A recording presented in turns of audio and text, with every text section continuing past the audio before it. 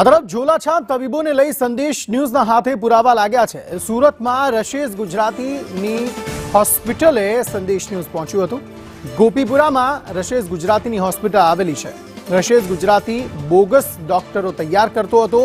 હોસ્પિટલમાં અનેક રશેઝ ગુજરાતીના પુરાવા મળી આવ્યા। મેડિકલ કોર્સ કરાવવા અંગેના પેમ્ફલેટ પણ મળી આવ્યા છે। જુદા જુદા સ્ટેમ્પ પણ ત્યાં જોવા મળ્યા। જ્યારે ગોવિંદ પ્રભા આરોગ્ય સંકુલમાંથી BEMS ડિગ્રી તે આપતો હતો। વર્ષ 2002 થી ગોવિંદ પ્રભા આરોગ્ય સંકુલના નામે આ હાટડી ચાલી રહી હતી। સુરત શહેર પોલીસ દ્વારા જે ઝોલાછાપ ડોક્ટરો એટલે કે બોગસ સર્ટિફિકેટનો જે કાન પકડાયો છે તેનું આખું સૂત્રો જે છે તે અહીંયાથી ચાલતું હતું। અહીંયા તમને દેખાશે કે ગોવિંદ પ્રભા આરોગ્ય સંકુલ હોસ્પિટલ અને પ્રસૂતિ ગૃહ આ જગ્યા પરથી ડોક્ટર રશેઝ ગુજરાતીનું આ ક્લિનિક આવ્યું છે। આ ક્લિનિકની અંદરના આપણે દ્રશ્ય જોઈએ તો કેવા છે આપણે ખબર પડશે। હાલ આ જે ડોક્ટર છે તે પોલીસની પકડમાં છે। હાલ એમને કોર્ટમાં રજૂ કરવામાં આવશે। તે પહેલા આપણે જોઈ રહ્યા છે અહીંયા કે આ છે ડોક્ટર રશેઝ ગુજરાતીનું દવાખાનું। અહીંયા લખાયું છે ગોવિંદ પ્રભા આરોગ્ય સંકુલ સુરત અલ્ટ્રાસોનોગ્રાફિક સેન્ટર કાજી મેદાન। આ ડોક્ટર રશેઝ ગુજરાતી જે છે તે પોતે આ સર્ટિફિકેટ આપતા હતા એવું પોલીસની તપાસમાં ખુલ્યું છે અને પોલીસે જણાવ્યું છે। આપણા સામે દેખાઈ રહ્યું છે કે આ ક્લિનિકની અંદર જેમ આપણે અંદર જઈ રહ્યા છે તો તમને પોલીસ અહીંયા તપાસ કરીને ગઈ હોય એવા દ્રશ્યો દેખાઈ રહ્યા છે। કારણ કે બધું વેર વિકેટ પડેલું દેખાઈ રહ્યું છે।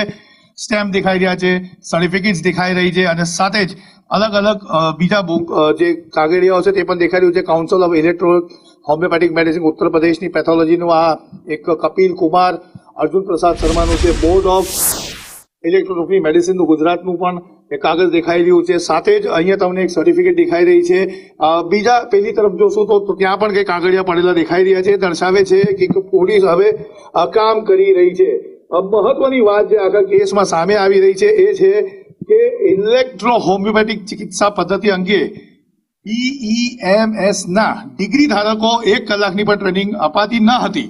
ટ્રેનિંગ આપવા માટે એક રૂમ હોલ કે સાધન સામગ્રી પણ ન હતી। અગાઉ સપ્ટેમ્બરમાં જેના સામે બોગસ પ્રેક્ટિસ કરવાનો ગુનો દાખલ થયો હતો એ વિજય યાદવે ફરિયાદી બનીને જણાવ્યું હતું કે આ ડિગ્રીના આધારે એલોપેથિક પ્રેક્ટિસ કરી શકાશે અને દાવો પણ આપી શકાશે, દવાઓ પણ આપી શકાશે। સર્ટિફિકેટ રિન્યુ કરાવવાના સમયે રૂપિયાની ઉઘરાણી કરવા ધાકધમકી કરાતી હતી।